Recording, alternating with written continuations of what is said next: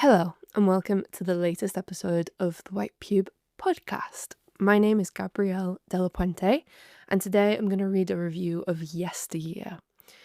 It's spoiler free, so don't worry if you're planning on reading it. If you're not planning on reading it, it's fine, because as always, I will guide you through the thing itself. This is going out on the 2nd of August 2026.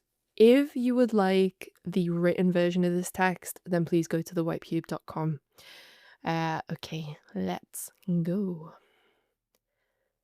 This week I listened to the audiobook for Yesteryear, the 2026 debut novel by Caro Claire Burke. It's about a tradwife influencer with about 10 kids and 10 million followers on Instagram.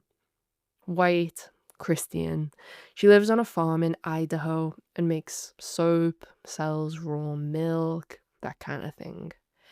But when she wakes up one day on the same farm in 1852, she must face up to a parallel version of her own life where all those traditions she'd previously marketed become a lot less Instagrammable.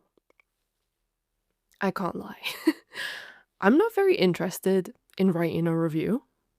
I'll say that, the book had author and readers off in a corner together, psychoanalyzing a reel of Nora Smith cutting fresh fruit in a ball gown at 5 a.m. The accounts that copied hair, the accounts that couldn't because their kitchen didn't have good enough lighting. This book is gossip as criticism. Gossip as a way to play out hypothetical scenarios to their most extreme ends until those hypotheticals seem so probable, actually, that we must all be fortune tellers or best-selling authors. It's exhaustive in its character development. At its best, when it got so tongue-in-cheek, I could hear the spittle crack. I wished it had started closer to the end, or remained closer to the end. I wished it had raced on instead of spelling everything out so maternally. But mostly I wished that Instagram and TikTok were less dominant IRL, especially for young women, so that we didn't need these books.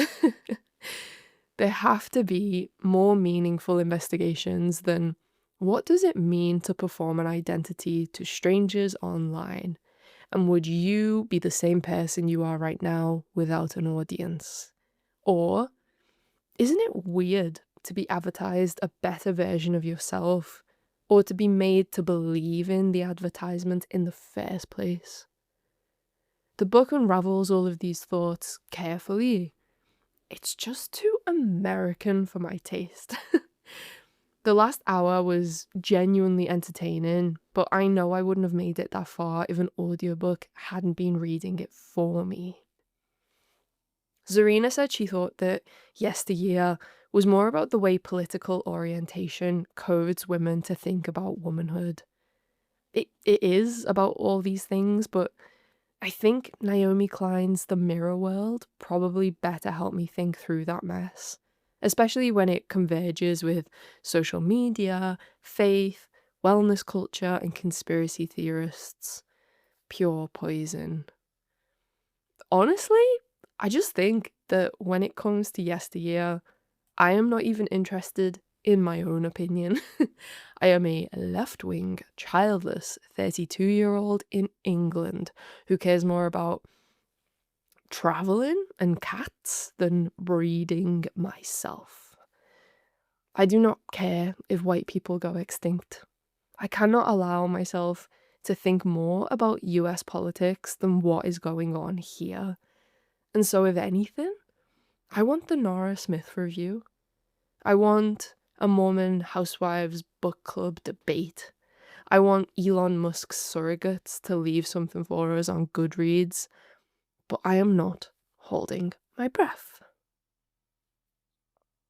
This morning, I fed those cats of mine and got back into bed with a protein yogurt and a box of cherries and watched a few videos on YouTube about cloud busting. I've just finished translating 89 letters that my Chilean granddad sent to my nan when she was in England with their kids. It took me 2 months because there were over 40,000 words. He couldn't spell for shit, and Chilean Spanish is hard at the best of times, but this was a man from the countryside, writing in the ye old 1960s. He would come out with sentences like, "It rained here yesterday thanks to those idiots, the French, who shot their shotguns." And I'd be like, what the hell is he going on about? It turns out that during the time he was writing, French scientists were busy firing guns and cannons at storm clouds because they believed it would stop the hail from forming and therefore protect crops. But the people on the ground just said it turned the hail into torrential rain. The Wikipedia page about the French hail cannons led me to the one about cloud busting, in which an Austrian psychoanalyst had, back in the 40s, strapped copper tubes together and pointed them at the sky. He hoped he could focus some energy at the clouds to make them rain. Kate Bush made a song about it. Men still post intense videos about how this technology definitely works, but the government just won't let us have it. The images of people in the 20th century hoping to bend the weather like magicians. The images this week of helicopters launching seawater over hectares of burning heather. That is where my head is hung right now, in the semicolon between those two sentences. I went to the shop down the road so that I could print the translation of the letters for my auntie. I told the man in the printers what I was picking up, and he asked if I'd just put the letters through AI. I've been doing Chilean lessons for 2 years. Like, did you see the Cambridge paper on AI data centers raising the temperature of the areas around them by 2 to 9 degrees Celsius? God. I just saw that picture of the mammoth bones emerging from a riverbed now that half the UK is in drought. But that book, yeah, sorry. What did you say? I was thinking about something else. Okay. Thank you for listening to this week's text on thewhitepube.com. If you are here at the end of the review, please comment the United States flag emoji on our Instagram so that I know you stopped by. I've linked the Cambridge paper on the page on the website. And I recommend now that you go and listen to that Kate Bush song. It is so good. I knew the song already, I just didn't realize that it was about cloud busting.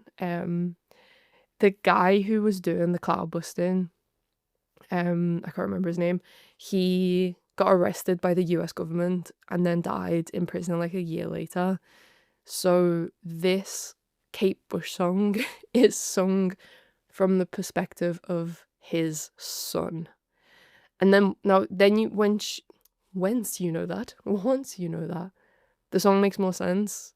It doesn't need to make sense because it's just sort of beautiful anyway. But there you go. There's your tidbit for the day. Cloud busting, Kate Bush.